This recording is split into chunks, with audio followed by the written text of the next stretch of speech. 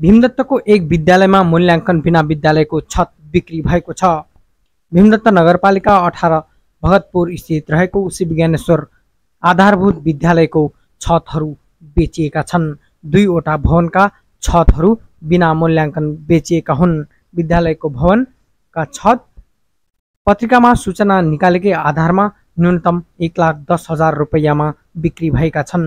यी भवनका छत राम्रा थिए भन्ने स्थानीयको दाबी छ। भवनका छतहरू दुरुस्त थिए, राम्रा थिए, तर यहाँ भ्रष्टाचार गर्ने मनसायले बिक्री भएको स्थानीय बताउँछन्। हुनुपर्ने सञ्चालक समितिले जसरी स्कुल व्यवस्थापन समिति छ सर, अनि उहाँहरूले यसको इस्टिमेट गर्नलाई त पहिला त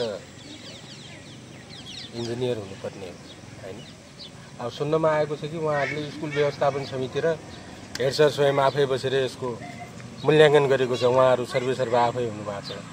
त्यसको मूल्याङ्कन समिति पनि आफै बनेर उनीहरूले स्कुल व्यवस्थापनले मूल्याङ्कन समिति बनाएर कमसेकम मूल्याङ्कन गर्ने किसिमको एउटा टेक्निसियन त हुनुपर्ने, मूल्याङ्कन गर्ने निकाय होला नि त। उहाँहरूले त्यो पनि राख्नु भयो जस्तो मलाई लाग्दैन। त्यो भएले अनियमितता भयो कि जस्तो लाग्छ मलाई यो कुरो। अब यो टिन फुत्काएर स्कुल व्यवस्थापन र अनि हेड सर मिलेर यो टिन बेच्ने, फलाम बेच्ने, कमसेकम यो टिनको मूल्य कति हुनुपर्ने, के हुनुपर्ने, जिल्ला दर रेट होला, कबाडैमा गए पनि कबाडको मूल्याङ्कन होला हैन।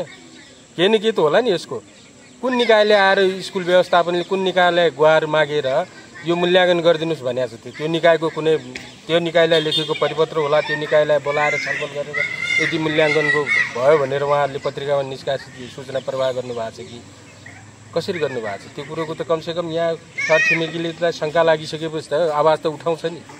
यो स्कुल त नितान्त एउटा हेड सरको मात्रै होइन, एउटा व्यवस्थापन समितिको मात्रै होइन। मेरो नाम भीमराज भण्डारी, म रिटायर कर्मचारी पनि हो र यहीँकै बासिन्दा पनि हो।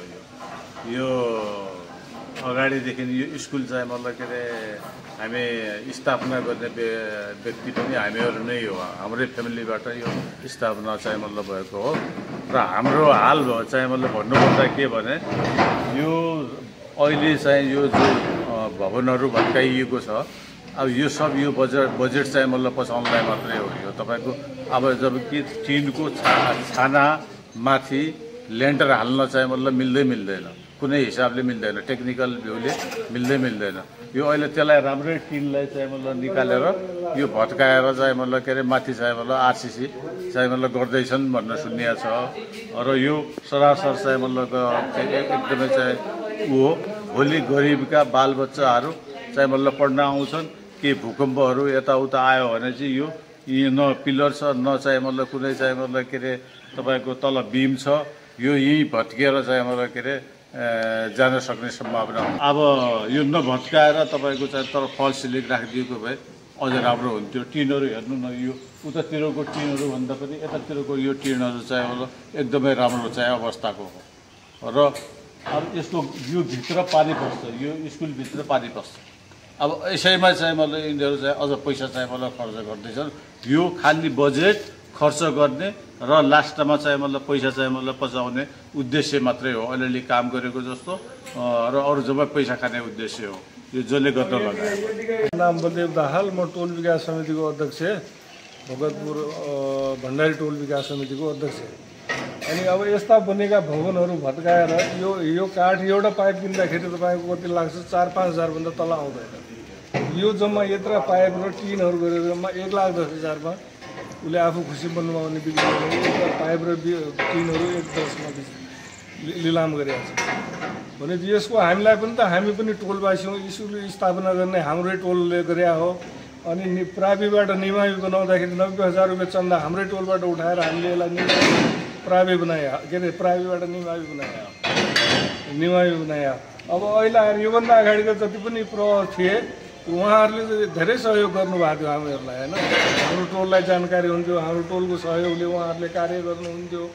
तर अहिलेको यसले आफू मनोमानी यो सञ्चालक समितिको अध्यक्ष पनि आफू मनोमानी खुसी गरेर तल निमुखडा 18 नम्बर पऱ्यो, तर उसको यहाँ पढ्नेवाला कोही छैन, उसलाई अध्यक्ष बनाएको छ। अनि पिटिए अध्यक्ष भन्नेवाला यहाँ हाम्रो यहाँ पदम बहादुर थापा हुनुहुन्थ्यो, उहाँलाई जानकारी नै छैन, उसले आफू खुसी एकजना के पन्तलाई बनाइरहेको छ अनि आफूले जे मन लाग्यो त्यो मनोमानी गरिरहेको छ कि। शान्ता भण्डारी, यहाँ सरले अहिले जो गरिराख्नु भएको छ गतिविधिहरू त्योमा अलिकति हामीलाई पनि कतै यो गर्न नमिल्ने काम हो कि भन्ने जस्तो लागिरहेछ। यताउताबाट सुन्दा बुझ्दाखेरि चाहिँ मिल्दैन जस्तो लाग्यो। अब धेरै कुराहरू त भाइहरूले भनिसक्नु भएको छ, यहाँ हजुरहरूलाई मैले धेरै राख्नुपर्ने केही जरुरत पनि केही छैन। अनि भोलि सर त 2-4 महिनापछि रिटायर भएर जानुहुन्छ होइन। भोलिको दिनमा आवश्यक यदि त्यो लेन्टर अहिले पढिहाल्यो भने भोलि विद्यार्थीहरूलाई काहीँ भूकम्प आयो कि यदि ढल्यो भने लेन्टर हाल्न लागेको घर नै छैन भने त भोलि केही भइहाल्यो भने घटना त्यो त हामीले होइन गर्नुपर्ने हो। स्कुल स्थापना गर्दाखेरि पनि टोलवासीहरूले नै गरेको धेरै कुरा सहयोग गरे हो। तर जे जति गतिविधि भयो त्यो टोलवासीलाई नै असर तपाईहरुको टिन सेटहरु राम्रै थियो, टिन सेटहरु एकदम राम्रो थियो। अनि पोहोर सालको चाहिँ बाढीले यो स्कुल जो अहिले यिनीहरूले बनायो त्यो स्कुलको भित्र पानी आफै फुटेको, सबै फर्स फुटेर अनि फेरि त्यत्तिकै फोडेर माथिबाट अलिअलि मसला हालेर काम गरे हो यो। अनि यो धेरै जीर्ण अवस्था छ, लेन्टर हाल्ने लागि उस्तो घर पनि होइन। यो त अघि गाउँका जनताहरूले लागेर यो लोड भएको माल अनलोड गराएको छ सर। यो शङ्कै लागेर गराएको हो। अनियमितता भएको त देखिएको छ नि यसमा। सम्बन्धित निकाय चाहिँ आएर छानबिन चाहिँ होस् अनि केही नमिल्ने भएपछि कारबाही पनि होस् भन्ने हाम्रो त्यति मात्रै माग हो। अरू त